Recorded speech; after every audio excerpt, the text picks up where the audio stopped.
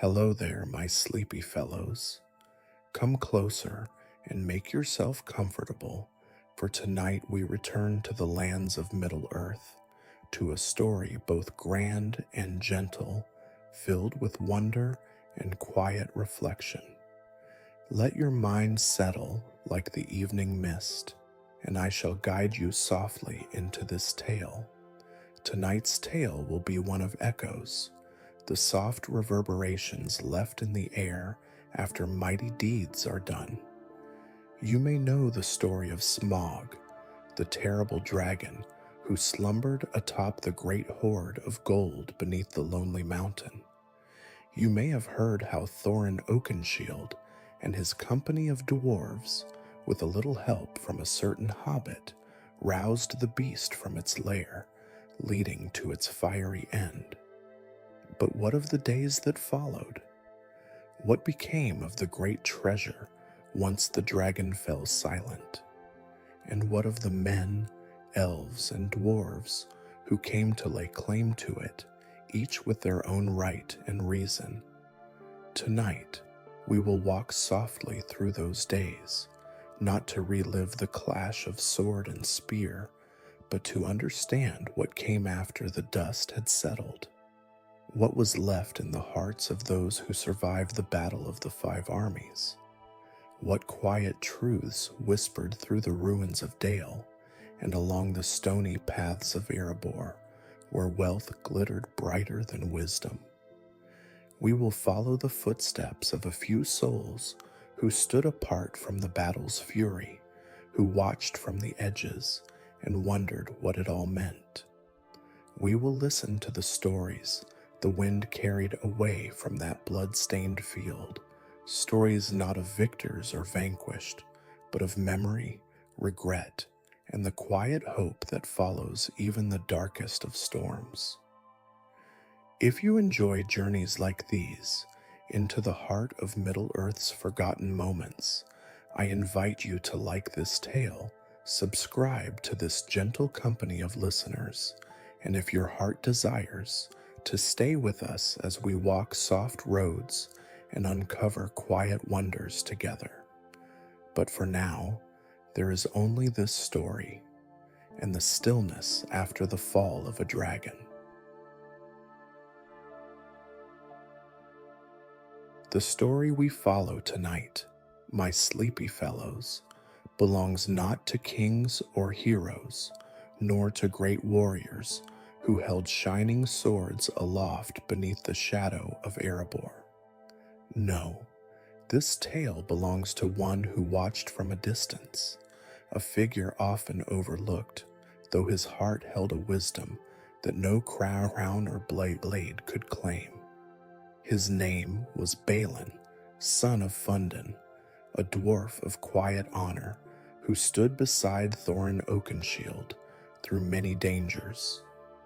You may remember him from tales of old, walking the wild roads to Smaug's lair with the others, his beard silvered though his spirit remained strong. Yet this is not the story of that quest, nor of his courage in the face of trolls and goblins. This is the story of what Balin saw after. For after the dragon fell, and the dust of battle had settled across the slopes of the lonely mountain, Balin found himself standing apart from the others. His heart, unlike Thorin's, was not easily swayed by gold, nor was it hardened by bitterness or pride. Balin had seen much in his long life, the loss of his home in Moria, the hardships of exile, and the hope that flickered in Thorin's dream of reclaiming Erebor. But as the treasure lay revealed, glittering and vast beyond imagination, Balin saw something that troubled him. Gold had its weight, not only upon the earth, but upon the hearts of those who desired it. He watched as dwarves ran their hands through the coins, their eyes alight with hunger. He saw men and elves gather at the gates, voices raised in arguments over old debts and new claims. Even Thorin, dear Thorin, began to speak with the hardness of stone, his words sharp and unyielding. Balin stood apart, leaning on his staff, and wondered quietly to himself, was this truly the end they had sought? Had all the miles, the dangers, and the courage led only to this, a battlefield strewn with the wounded and a mountain weighed down by greed? It was not bitterness that filled Balin's heart, but sorrow, a gentle sorrow, like the quiet rain that falls after a long storm. He was not blind to the value of gold, nor to the needs of his kin, but he knew that treasure could not rebuild trust, nor could it heal the wounds of war. And so, while others counted their wealth, Balin counted something else, the faces of those who would not return, the friendships strained beneath the weight of ancient grudges, and the fragile hope that peace might still grow from these broken stones. This, my sleepy fellows, is the story we follow tonight, not the tale of a battle won or lost, but the quiet truth that lingers when the fighting is done, seen through the gentle eyes of one who knew the cost of both gold and peace. So rest easy now as we walk beside Balin and listen to the silence after the storm. Balin stood at the mouth of the mountain, leaning upon his staff, watching the sunlight glint off the scattered gold that lay across the stone floor like fallen leaves after a storm. The air smelled of earth and old metal, a scent that clung to his beard and clothes, mingling with the faint whiff of smoke left by the dragon's ruin. The battle of the Five Armies was over, but the silence that followed was not peaceful. It was a silence full of unspoken thoughts, of tired hands and wounded pride. Though swords had been sheathed and treaties hastily made, Balin could feel the edges still sharp beneath the surface. The men of Dale lingered near their tents at the foot of the mountain, their eyes drawn upward to the glittering halls where the treasure lay. The elves, graceful and proud, stood farther back, their banners drooping in the cold morning breeze. And the dwarves, Balin's own kin, stood within the gates, voices hushed yet heavy with suspicion, guarding what they had reclaimed at so great a cost. Balin walked slowly through the halls of Erebor, his footsteps soft upon the gold, though it was impossible not to make sound. Coins shifted beneath his boots, and the echoes drifted into the great chambers, where gems lay heaped like frost caught in the morning sun. It was beautiful, yes, but also empty. The treasure had no voice, no warmth. It could not sing nor tell stories by the fire. Balin felt no comfort in its shine. Instead, it was the absence that troubled him, the absence of Thorin's laughter, of Fili and Keely's bright, hopeful grins, of the quiet bond shared between old friends on a road far from home. He found himself wandering not toward the treasure hoard, but to a smaller chamber tucked deeper into the mountain. It was here that the oldest records were kept, carved upon stone tablets or written in ink that had faded with the centuries. This place had always drawn Balin, even when he was young, a place where memory lived, where the hands of those long gone had left their marks, preserving stories that even gold could not buy. With a lantern flickering in the dim air, Balin traced his fingers across the runes, reading the names of kings and craftsmen, of battles fought and alliances made. And there, near the bottom of one crumbling page, he found something that made him pause. It was a name, one not spoken often, for it carried little glory. It was the name of Thrain, Thorin's father, who had vanished long ago. Balin remembered the whispers, the strange accounts from wandering dwarves who swore they had seen Thrain deep beneath the world, lost and mad, clutching something in his hand that gleamed with a light not born of gold. Balin's brow furrowed, and his fingers traced further. There were symbols beside Thrain's name, old markings that spoke of a hidden path, a place beneath the mountain, sealed long before Smaug came, a vault that had been forgotten, and beside it, a single word carved with an unsteady hand. Angruldum, the Chamber of Shadows. Balin's heart beat slower. He had thought Erebor's secrets had been revealed when the dragon was slain, but there was more. Something older, something buried beneath the treasure, beneath the mountain itself.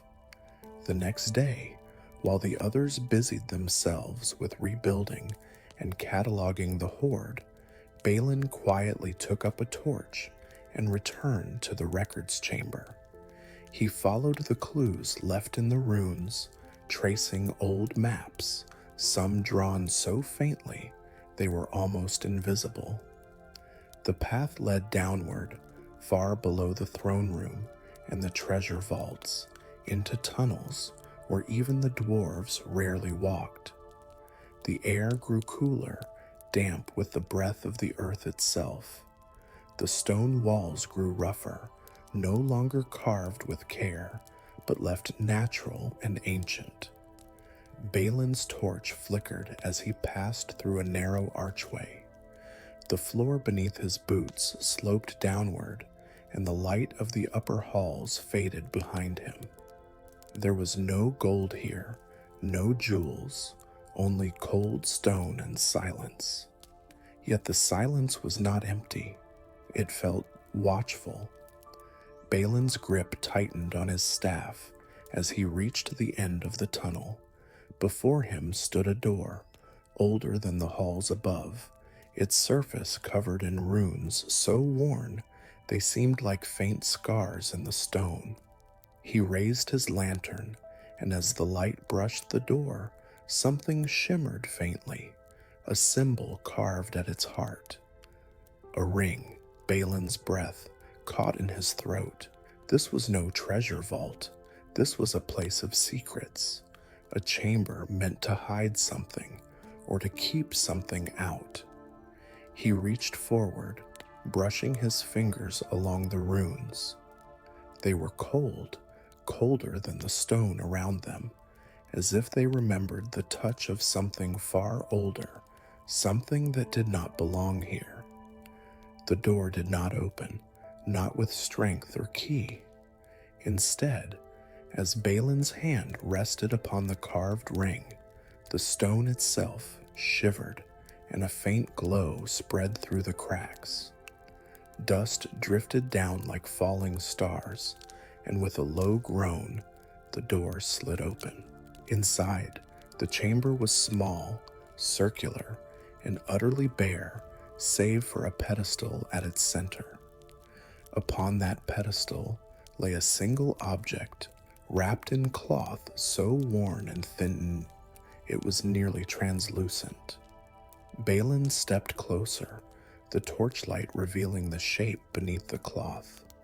It was not gold or gem, but something darker, something smoother, like polished bone. He unwrapped it gently, and there, in his hands, lay a fragment of ancient obsidian, carved with a single rune. It was a sigil Balin knew, though it was rarely spoken aloud. It was the mark of the necromancer, the shadow that had once risen in Dol Guldur, the same darkness Gandalf had warned against long ago. But what was it doing here, beneath Erebor? Balin turned the fragment over, and as he did, a faint voice echoed through the chamber, a voice not heard with ears, but with the heart. "He will come for it." Balin stepped back, heart pounding softly in his chest. This was no treasure. This was a warning, a trace of the shadow left behind when Thrain had vanished. The chamber had been his final refuge, and in his madness, he had hidden this piece of darkness where none would think to look, in the very heart of his own home. Balin returned to the upper halls, silent and thoughtful. The treasure now seemed smaller, less important. The gold could be counted, guarded, fought over, but this secret could not be measured. He knew then that Erebor's peace would not last.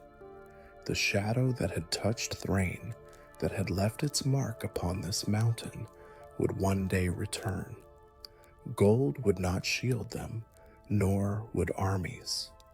Only wisdom, memory, and the courage to face what lay hidden could guard them now. Balin stood at the gates, looking not at the treasure, but at the road beyond, the road that led to the world, where shadows still stirred beneath the mountains and rivers. Balin sat alone in the quiet chambers beneath Erebor, the faint glow of his lantern casting long shadows against the ancient walls. His fingers rested lightly upon the obsidian fragment, its surface smooth yet strangely cold, as though it had never been warmed by the touch of mortal hands. Though he had found many treasures in his long life, none had filled him with such unease. This was no relic of dwarven kings. It was no lost jewel of Durin's line. No, this was something much darker, something that did not belong here at all. The rune carved into the fragment was unmistakable. It was the mark of the necromancer, the shadow, who had risen in Dol Guldur, and who had once cast a long shadow over the lands of the woodland realm. Gandalf had spoken of it often, and Balin had heard the stories whispered by elves and men alike. But what troubled Balin most was not the symbol itself, but the fact that it was here, beneath the very stones of Erebor, hidden by Thorin's father long before Smaug had come. What had Thrain found in his wanderings? What had driven him into madness and led him to bury this fragment so far beneath the earth? Balin turned the shard over in his hands, and as he did, a memory stirred within him, something faint, half forgotten, from the days before the quest to reclaim Erebor. Long ago, before Thorin had gathered his company, Balin had traveled with him to the Blue Mountains, where the exiled dwarves had made their home after the fall of the Lonely Mountain. It was there that Balin had first noticed the change in Thrain. The old king had been restless, wandering the edges of their camps alone, muttering to himself in the dark. Once, Balin had followed him, hoping to offer some comfort, but what he saw instead left him troubled. Thrain had stood upon a high ridge, staring eastward into the night, his hands clutching something hidden within his cloak.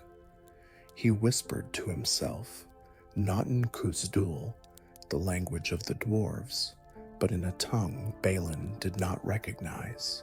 It was harsh and broken, like the creaking of old wood beneath weight. When Balin stepped closer, Thrain had turned sharply, his eyes wild, his breath short and uneven. "It watches me," Thrain had said. "Even here, it watches."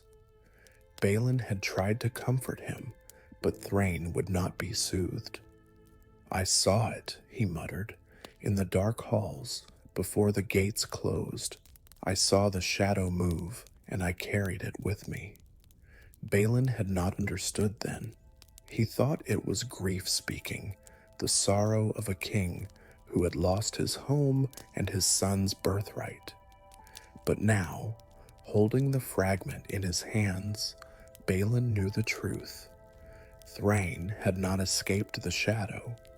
He had carried a piece of it with him. The truth settled like a stone in Balin's heart. This fragment had been hidden here, beneath the treasure hoard, not to guard it, but to bury it, to seal it away so that no one would ever find it. Yet here it was, uncovered once more. Balin knew he could not keep this secret to himself.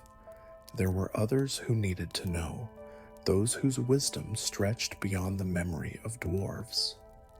And so, after long thought, Balin penned a letter. My dear friend Gandalf, I write to you from the halls of Erebor, though my heart is troubled by what I have found. Beneath the stones of this mountain, I have uncovered a fragment of shadow, left here long ago by Thrain himself.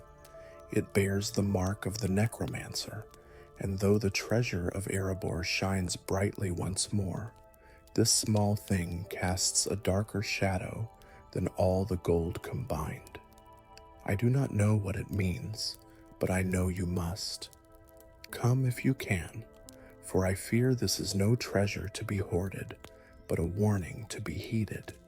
Yours, Balin, son of Fundin. The letter was sent with one of the ravens that still nested in the high towers of the mountain. Balin stood at the ledge, watching as the black bird disappeared into the morning mist, its wings cutting through the pale sky. Days passed, and Balin kept to himself, wandering the quiet places of Erebor, while the others continued their work cataloging the treasure. Every now and then, Dwalin would ask what troubled him, but Balin only shook his head. Then one evening, as the sun dipped low and the first stars blinked awake, a figure appeared at the gates of Erebor, clad in gray, with his staff in hand. Gandalf the Grey had come. They spoke in quiet tones, away from the ears of the other dwarves. Balin placed the fragment upon the table, and Gandalf examined it closely, his fingers tracing the rune with careful reverence. I feared as much, Gandalf said softly. This is no ordinary relic. This is a token left from a time when the shadow crept far and wide, before even the battle of the Five Armies. Thrain was not merely a wandering exile. He was hunted, and somewhere along his road, he stumbled up at this piece of darkness. But why would he bring it here? Balin asked. Why hide it beneath his own home? Gandalf's expression was grim. Because even in his madness, Thrain knew it could not be destroyed, not by his hand. All he could do was bury it beneath the weight of gold, hoping no one would dig so deep. Balin felt the weight of those words settle upon him. For all their victories, all their courage, this was a darkness that no sword could slay. What should we do with it? Balin asked. For a long time, Gandalf was silent. We must keep it hidden, he said at last. Not within the mountain, but in a place where even gold cannot tempt hands to dig for it. Somewhere forgotten by both greed and memory. Balin nodded, though the thought troubled him. They had fought so hard to reclaim Erebor, to return the treasures of their fathers to their rightful hands. Yet this treasure could not be claimed, nor passed down. It could only be hidden again, and perhaps one day truly forgotten. Together, they sealed the fragment inside a lead box, wrapped in cloth marked with runes of warding from both dwarves and elves. Gandalf would carry it with him, far from Erebor, to a place where even the enemy's servants would not think to look. As they stood at the gate, Balin felt the air lighter than before, though the knowledge of what lay beneath their feet would always linger. "There are some treasures," Balin said softly, "that are not meant to be found." Gandalf placed a hand on his shoulder. "Wisely spoken, Balin, son of Fundin, and wisdom, I think, will be needed in the days to come." Balin watched the wizard depart, the gray figure disappearing down the road as dusk settled over the valley. The treasure of Erebor would shine for many years, but Balin knew that beneath the gold, shadows still slept. And even after the greatest of victories, some mysteries remain unanswered. Some secrets lie too deep to uncover without awakening the darkness that placed them there. So ends the quiet revelation beneath the mountain, not with battle or triumph, but with the silent understanding that some burdens must be carried unseen by hands willing to hold them for the sake of all.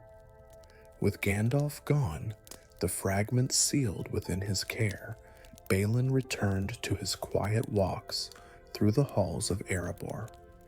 Though the threat had been lifted from beneath the mountain, for now, the weight of knowledge still rested on his heart. For long years, Balin had carried hope for the future of his kin, but now he understood something far more sobering.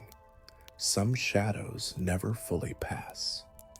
They only wait, patient and silent, for the right hands to disturb them again.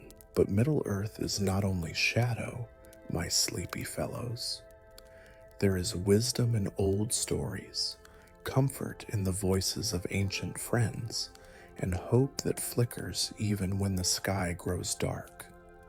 And so Balin, being a dwarf of both thought and heart, decided to seek out counsel from those whose memories stretched even further back than his own.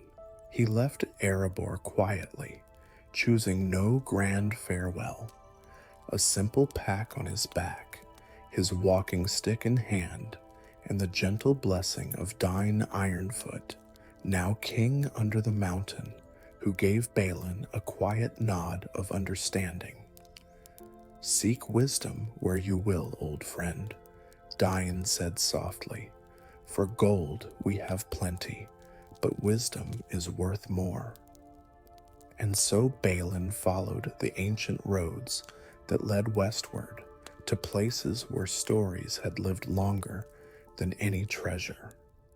His first road led him back to Rivendell, the last homely house east of the sea, where Elrond Half-Elven kept both lore and welcome for those who sought it with honest hearts. The journey took many weeks, across the foothills of the misty mountains and through the cold high passes where the wind spoke in ancient tongues. Balin walked slowly, listening to the earth beneath his boots, remembering tales his father had told him of the great halls of Khazad-dûm, of the songs sung beneath the mountain when Durin first awoke. At night, he made camp beneath the stars, and the sky seemed vast and endless, stretching beyond thought. Sometimes, when the fire burned low, he thought he could hear whispers on the wind, not of shadow, but of memory, the land itself recalling all that had passed upon its roads. When at last he came to Rivendell, the valley lay peaceful beneath the evening sky. Waterfalls murmured softly from the heights, and the scent of flowering trees drifted on the air like a gentle song. Elrond welcomed Balin with quiet grace, his keen eyes seeing the burden the dwarf carried before a word was spoken. Over the course of several nights, Balin shared his tale, the fragment, Thrain's madness, the chamber hidden beneath Erebor, and Gandalf's grim understanding of the Shadow's patience. Elrond listened with the care of one who has heard countless such stories, each different, yet all the same in the end. This is not the first time such darkness has tried to hide within the bones of the earth, Elrond said softly. Long before Sauron, long before even the First Age ended, there were powers that sought to sink their roots into the stone and soil itself. Balin leaned forward, his brow furrowed. You mean, not all shadow comes from the enemy? Elrond's gaze drifted toward the west, toward a sky dimmed by ancient sorrow. Some darkness was born before him, fragments of malice left behind by Morgoth himself. Sauron was only a servant, shaped by the greater shadow that came before, and though Morgoth was cast into the void, the earth remembers him still. The deepest places hold onto such memories, like old wounds that never fully heal. Balin sat back, his heart heavier than before. Then what hope is there for us? If shadow lies beneath every stone, even within our own halls? Elrond smiled faintly. Hope does not come from forgetting the shadow. It comes from remembering the light. The next morning, Balin prepared to leave Rivendell, his mind filled with thoughts both old and new. Elrond stood beside him at the gate, offering one final piece of counsel. Not all wisdom comes from books, son of Fundin, Elrond said. There are those who walk the earth itself, whose memory lives not in written word, but in heart and bone. If you truly wish to understand the fate that lies beneath your mountain, seek out the Ents. Balin raised an eyebrow. Ents? Tree shepherds, you mean? I thought they were little more than tales for young dwarflings. Elrond's smile was knowing. All tales begin somewhere, and some grow taller than the trees themselves. And so, Balin's path turned southward, to the eaves of Fangorn Forest, where ancient beings still walked beneath the boughs. The forest was older than memory, its roots tangled with the bones of forgotten ages, its canopy sheltering secrets that had never seen the sky. Balin stood at the edge of the wood, his heart uncertain. Dwarves and forests had never been the easiest of friends, after all. But this was no ordinary forest, and Balin was no ordinary dwarf. He stepped softly between the trees, and the air seemed to hum around him, as though the wood itself was thinking, remembering. It was days before anything stirred, save for the rustle of leaves and the slow creak of branches in the wind. But at last, when Balin had almost begun to believe the forest truly slept, a deep voice rumbled from the shadows. Who steps so softly on my roots? Balin turned, and there stood Treebeard, the eldest of the Ents, his eyes gleaming like wells of ancient light. His bark was weathered, his limbs heavy with moss, yet there was a gentleness in his gaze, a patience older than stone.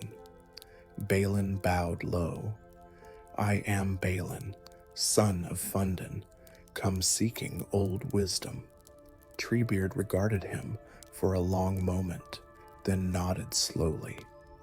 Old wisdom, ah yes, the wisdom that grows beneath the ground, where roots whisper to stone. Come then, little walker of the deep, and tell me your tale. Together they walked beneath the trees, Balin speaking of the fragment, of Thrain's madness, of the chamber sealed beneath Erebor. Treebeard listened without interruption, only the occasional creak or sigh escaping his wooden frame. When Balin finished, the Ent paused, his great fingers brushing a vine that hung low across the path. The earth remembers, Treebeard said at last. Stone remembers, water remembers, even wood remembers. Long ago, before dwarves carved their halls, the earth already knew pain. When Morgoth tore the world, his malice sank deep, and not all of it was washed away. Some lingers still in places where no sun has ever shone. Balin shivered despite himself. Is there no way to cleanse it? Treebeard shook his head, slow and deliberate. Some wounds do not heal, but they can be tended, not by forgetting, but by remembering to walk gently upon the earth that carries them. Balin understood, though the understanding was not easy. Erebor would always bear that scar, the memory of shadow hidden beneath its treasure. No king could erase it, no wealth could bury it again. But perhaps, with care and wisdom, they could walk forward without awakening it once more. As Balin left Fangorn, the words of both Elrond and Treebeard lingered in his heart. Not all wisdom lay in treasure, not all strength came from stone. Sometimes, the greatest courage was to remember what had been lost, what had been found, and what could never truly be forgotten. And so, my sleepy fellows, Balin walked back toward Erebor, his heart wiser and heavier, his steps slow but certain. For now, the shadow beneath the mountain was sealed, but the memory of it would walk with him, as quiet and constant as his own breath. Balin's return to Erebor was not marked by fanfare, nor by any great proclamation. The halls were much the same as when he had left, filled with the sound of hammer and chisel, with the heavy footfalls of dwarves restoring their home to its former glory. Yet to Balin's eyes, the mountain seemed different now. The weight of the treasure, once so alluring, now felt like something else entirely, a kind of burden, a reminder that even gold can become a shackle if the heart forgets what truly matters. He walked through the grand halls, past the glittering vaults, and down into the quieter places, the hidden corners where stone held the weight of memory more than treasure ever could. The journey through Rivendell and Fangorn had given him new eyes. These halls were not only the prize of a victorious quest, but the bones of something older, something that remembered even when the living forgot. Balin had been a witness to what gold could do to the hearts of his kin. He had seen Thorin fall beneath its weight, had watched the shadow of greed twist the noblest of intentions into mistrust and anger. And though Thorin was gone, and Dain now wore the crown, Balin knew the danger had not passed. It never truly passed. He returned to the small archive chamber, the place where he had first traced Thrain's final marks, where the path to the hidden vault had first begun. He lit a small lantern, the flame flickering as he placed it gently upon the stone table. His fingers traced those old runes once again, and now, after all he had learned, he understood them in a way he never had before. These were not only records, they were warnings. Every generation had left behind its own mark, its own attempt to wrestle with the weight of memory. Some tried to bury the past, some to gild it in songs of triumph, but the stone remembered the truth. Thrain's madness, the fragment of shadow, the chamber of secrets, it had all been part of a cycle older than Balin could fathom. That evening, Balin called for Dain. The king under the mountain arrived quietly, his crown slightly askew, as if he had been pulled from some work of his own. They sat together in the small archive room, two old friends who had walked far and now carried the weight of all they had seen. "I need to tell you a story," Balin said softly, "but it is not the sort of tale we sing at feasts." He told Dain everything, about the fragment, about Gandalf's warning, about the ancient memories buried in the roots of the earth itself. He spoke of Elrond's wisdom, of the way Morgoth's malice had seeped so deeply into the bones of the world that no treasure haul could ever truly be free of it. Dain listened without interruption, his expression slowly hardening, not with anger, but with the grim resolve of a king who understood the truth of his burden. "So the treasure we fought for, the gold that cost us so much, it stands atop a wound that will never fully heal," Dain murmured. Balin nodded. "That does not make the gold worthless, but it means we must guard it differently, not with axes and spears, but with wisdom." The next day, Balin and Dain stood together at the gate of Erebor, looking out toward the plains beyond. Somewhere far to the west, Gandalf carried the sealed fragment away, taking it to some quiet corner of the world where it would trouble no one for a time. But Balin knew, as Dain did, that shadows do not vanish simply because we close our eyes to them. "We cannot erase what came before," Balin said softly, "but we can choose what story we leave behind." Dain considered this for a long moment, then nodded. "We will remember," he said, "not just the gold or the victory, but the cost." Together, they began a new work, not a treasure vault or a feast hall, but a hall of memory. Beneath the restored chambers of Erebor, they carved a room dedicated not to wealth, but to truth. They placed there no gold or jewels, only words and runes. A record not of triumph alone, but of the sorrow, the folly, and the wisdom hard won along the way. The story of Thorin's fall, the madness of Thrain, the shadow beneath the gold. It was not the kind of tale sung in great halls, but it was the truth, and for Balin, that was treasure enough. One evening, as Balin sat alone within the new hall, tracing his fingers over the freshly carved runes, a faint voice seemed to drift through the still air. It was not a voice of shadow or fear, but something gentler, like a whisper carried on the memory of rain.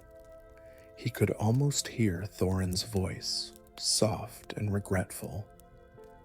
"I should have listened to you more, old friend." Balin smiled sadly. "We all should have listened to someone, my king." As the days passed, Balin knew his own road would soon lead elsewhere. His heart, though tied to Erebor, felt a quiet pull, a sense that there were still things to be understood beyond these halls. He had walked far in his life, but the world was still wide, and wisdom could not be hoarded like gold. He spoke quaintly with Dain, telling the king of his desire to seek out Moria, the ancient halls of Khazad-dûm, where the roots of their people ran deepest. There, too, shadow had once crept, and Balin wondered if perhaps some echo of this same story lay hidden beneath those darkened stones. Dain was reluctant to see his old friend go, but he understood. "You have always walked a step ahead of us, Balin," he said. "Go with my blessing, and may the road carry you gently." On the day of his departure, Balin stood once more at the gates of Erebor, the early light glinting off the mountain's face. His pack was light, his heart steady. He did not leave with sorrow, nor with fear. For Balin had learned the greatest truth of all, that memory itself is a treasure, and that the stories we choose to tell, the truths we choose to remember, shape the very world beneath our feet. Gold could be lost, halls could fall, even kings could pass into shadow, but memory, carried gently, passed from heart to heart, that was a treasure that no shadow could ever fully claim. And so, my sleepy fellows, as the last light fades over the slopes of the lonely mountain, we find ourselves at the end of this quiet tale, a tale not of gold alone, nor of mighty battles, but of the gentle truths that settle like dust after the storm has passed. The treasure of Erebor still lies beneath stone and torchlight, its glittering wealth enough to dazzle the eyes of any who look upon it. Yet for those who walked the long road to reclaim it, Balin, Thorin, Dain, and so many others, the greatest treasure was not what lay beneath the earth, but what they carried within their hearts.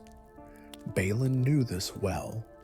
Though gold could fill a hall, it could not fill the quiet spaces left behind by absent friends.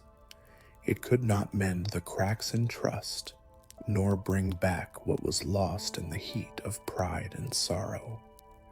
And so, when his work in Erebor was done, when the halls were once again alive with song and laughter, he stepped away from the warmth of the hearth, drawn instead to the long road ahead. For Balin understood that memory itself is a kind of gold, though far more fragile and precious. Every step taken, every lesson learned, every sorrow endured, they were treasures of their own, to be passed from hand to hand like old coins, worn smooth by time and care. He left Erebor not in bitterness, nor in longing, but in quiet acceptance. The halls would stand, the gold would gleam, and the stories, if told with honesty, would endure. And Balin would carry his own share of that memory with him wherever the road led. You see, my sleepy fellows, the greatest gift Middle-earth offers is not gold, nor power, nor glory. It is the gift of story, the quiet weaving of one life into another, the gentle thread that binds each of us to the world we walk. In the end, it is not what we hoard, but what we remember that shapes who we are. Balin knew this, and so do I. And now, so do you. So, let your eyes close softly now, and feel the warmth of this tale settle around you like a comforting cloak. Picture the halls of Erebor in the stillness of night, the flickering torchlight casting shadows upon the old stone, while Balin's footsteps fade gently into the distance. Perhaps, in your dreams, you will walk beside him for a while, listening to the earth beneath your feet, hearing the soft whispers of stories that wait to be remembered. Perhaps you will pause beneath a starry sky, feeling the cool breeze that carries the scent of distant forests, and know that even when darkness gathers, there is always light to guide the way. This, my dear sleepy fellows, is the heart of Middle-earth, not the battles, not the crowns, but the simple truth that every step we take leaves a story behind us. And those stories, if we tend them well, become the treasure we pass to those who follow. So rest now, with your heart full and your mind at ease. The halls of Erebor stand, the gold sleeps peacefully, and the memory of Balin's quiet wisdom lingers like the scent of rain on stone. And as you drift into slumber, know this: the road goes ever on, but for tonight you need walk no further. For now you are safe, held gently in the arms of story and song, beneath the wide sky of Middle-earth. Sleep well, my sleepy fellows, and may the quiet wisdom of Balin guide your dreams until the morning light.